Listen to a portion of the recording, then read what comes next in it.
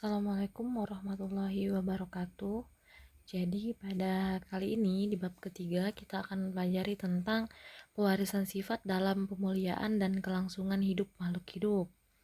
Jadi di pewarisan sifat seperti ini kita bisa amati wajah kita dengan orang tua kita atau wajah kita dengan saudara kita. Pasti ada beberapa kemiripan yang sifatnya itu diturunkan dari orang tua kita ke kita. Jadi pada bagian yang dipelajari pada hari ini ada 3, yaitu ada materi genetik sebagai dasar pewarisan sifat, hukum pewarisan sifat, dan pewarisan sifat pada manusia dan penerapan pewarisan sifat. Untuk hari ini yang kita bahas yaitu materi genetik sebagai dasar pewarisan sifat. Yang pertama penyusun materi genetik dan yang kedua peranan materi genetik dalam pewarisan sifat. Jadi di penyusunan materi genetik ini, materi genetik itu terdiri dari apa saja sih? Nah, seperti itu. Jadi kita perhatikan yang pertama, ada kromosom. Kromosom itu merupakan pengendali faktor keturunan pada makhluk hidup terdapat pada kromosom. Kromosom adalah struktur berbentuk batang yang terdiri atas 2 komponen molekul, yaitu protein dan asam nukleat. Jadi bisa kalian perhatikan di gambar itu yang pertama ada sel. Di dalam sel itu sel punya nukleus atau kita sebut dengan inti sel. Di dalam inti sel itulah terdapat kromosom. Di dalam kromosom terdapat protein dan asam nukleat, di mana asam nukleatnya itu berupa DNA.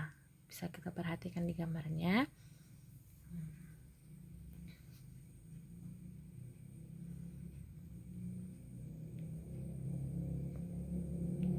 Kemudian DNA dan RNA. DNA dan RNA itu merupakan struktur yang berbeda ya. Jadi kalau DNA itu punya 2 rantai atau kita sebut dengan double helix, bisa kalian perhatikan di sini. Ini rantai DNA ada 2. Jadi double helix. Kalau rantai RNA itu single helix atau cuman 1 rantai. Kemudian apa itu kepanjangan DNA? DNA itu kepanjangannya deoksiribonukleik asid. Kalau RNA ribonukleik asid.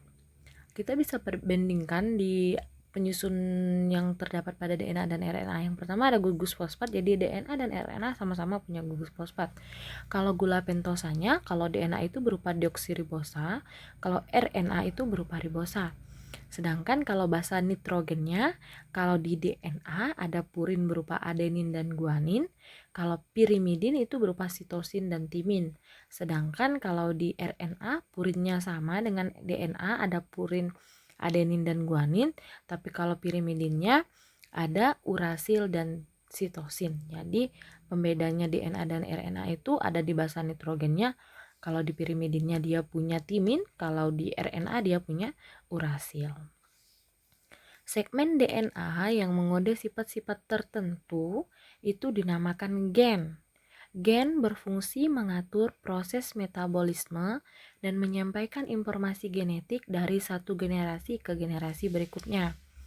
Gen terletak dalam lokus kromosom yang tersusun berderet secara linear. Gen yang terletak pada lokus yang bersesuaian pada pasangan kromosom homolog itu disebut dengan alel. Jadi bisa kalian perhatikan di gugus kimianya ini namanya basa nitrogen ya. Ini juga basa nitrogen. Nah, ini ada susunan kimianya di situ. Oke. Selanjutnya, peranan materi genetik dalam pewarisan sifat. Jadi materi genetik itu berperan dalam penentuan sifat pada makhluk hidup. Jadi jenis-jenis yang diturunkan oleh makhluk hidup ada yang tampak dari luar atau kita sebut dengan genotif, ada yang tak tampak dari luar atau kita sebut dengan fenotip. Oke, ada 3 keterangan di sini, ada homozigot dominan, heterozigot dan homozigot resesif. Homozigot itu artinya sama, kalau misalnya dia A berarti sebelahnya juga A. Contoh kalau dominan itu hurufnya besar semua, AA. Kalau yang heterozigot itu artinya huruf besar 1, huruf kecil 1. Berarti A kecil, A besar. A besar ini menandakan itu dominan namanya. Sedangkan kalau A kecil itu resesif. Apa beda dominan dengan resesif? Kalau dominan ini sifatnya muncul, sedangkan kalau resesif ini sifatnya ditutupi. Jadi misalnya heterozigot, A ini kan berwarna biru, sedangkan A kecilnya berwarna biru, ini berarti A resesif.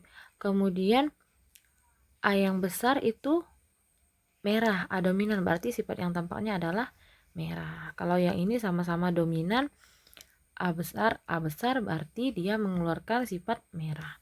Sedangkan kalau yang di homozigot resesif itu berarti sama-sama huruf kecil, artinya ya udah berarti muncul aja sifatnya seperti itu. Nah, misalnya dia berwarna ungu atau biru. Gitu.